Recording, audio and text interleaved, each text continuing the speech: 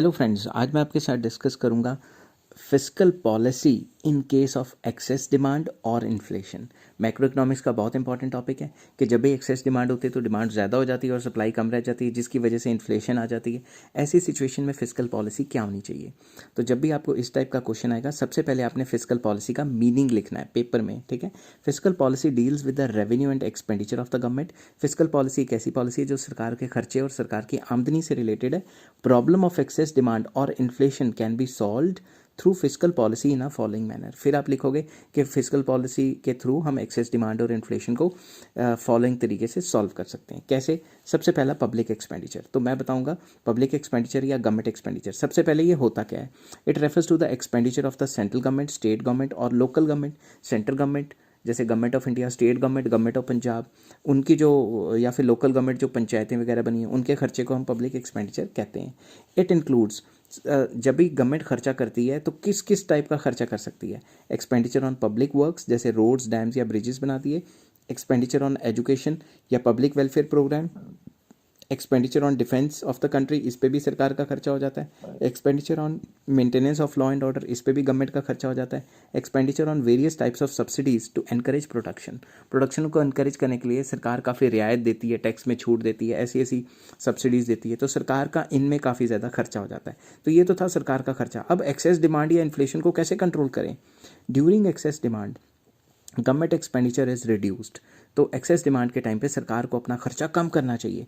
A cut in the government expenditure acts like a withdrawal from the circular flow of income in the economy. Economy में जो भी circular flow पैसा घूम रहा है, अगर सरकार अपना खर्चा नहीं करेगी, फ्रेश पैसा नहीं डालेगी, उल्टा टैक्स लेके निकाल लेगी, तो ये एक टाइप का विड्रॉल हो गया। मतलब जो सरकार ने करना था खर्चा वो नहीं किया।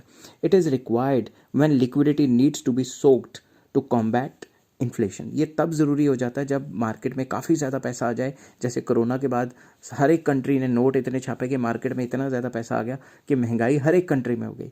तो उस महंगाई को कंट्रोल करने के लिए सरकार अपना खर्चा कम कर देती है, वेलफेयर एक्टिविटीज़ पे या किसी भी टाइप की एक्टिविटीज़ पे खर्चा कम कर देती है। इससे इकॉनमी में फ्रेश पैसा नहीं आता और इन्फ्लेशन कंट्रोल हो जाती है। नेक्स्ट आ जाता है taxes. A tax is a compulsory payment made to the government. ठीक है, ये एक ऐसी कंपलसरी पेमेंट है जो सरकार को देनी है। मैं इसमें कुछ ऐड कर देता हूँ, made to government without reference to any benefit. मैं यहाँ लिख लेता हूँ विदाउट रेफरेंस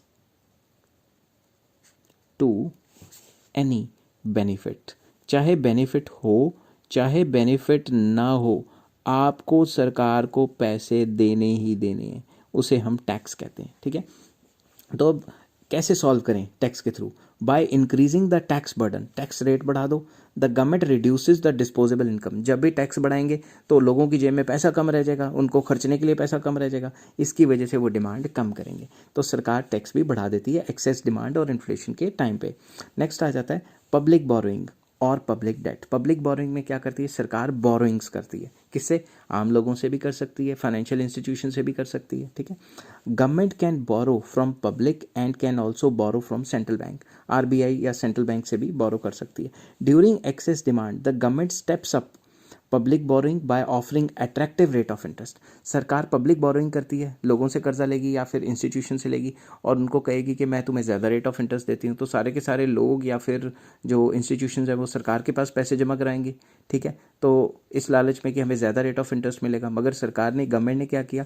जो फालतू पैसा था इकॉनमी में वो तो सकअप कर लिया ना। This reduces the liquidity with the people. लोगों की जेब में पैसा कम रह जाता है क्योंकि सब ने गवर्नमेंट को दे दिए पैसे, लैंड कर दिए और गवर्नमेंट ने बोरिंग कर ली। Accordingly aggregate expenditure also reduces and excess demand is managed.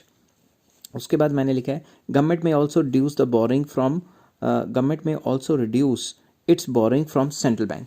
सरकार क्या करेगी? सेंट्रल बैंक से अपनी बोरोइंग कम कर लेगी। कम क्यों करेगी? अब ध्यान से समझना, अगर सरकार सेंट्रल बैंक से बोरो करेगी तो बोरो किस लिए करती है? कहीं ना कहीं खर्चा करने के लिए। ठीक है, तो सरकार क्या करेगी? अपनी बोरोइंग्स को सेंट्रल बैंक से कम कर देगी, which reduces the amount of liquidity in the economy and correct the excess demand और inflationary gap in the economy. अगर गवर्नमेंट आरबीआई से या सेंट्रल बैंक से पैसा ही नहीं ले रही तो खर्चेगी भी नहीं। पैसा होएगा तो खर्चेगी, अगर पैसा लेगी तभी खर्चेगी, अगर नहीं लेगी तो पैसा नहीं खर्चेगी। आई होप ये वीडियो आपको समझ आ रही होगी। ठीक है, तो अगर आपको ये वीडियो समझ आई हो तो please like, share and subscribe. और नेक्स्ट वीडियो में मैं लेके आऊँगा physical policy in case of deficient demand and deflation. Till then take care, have a nice day.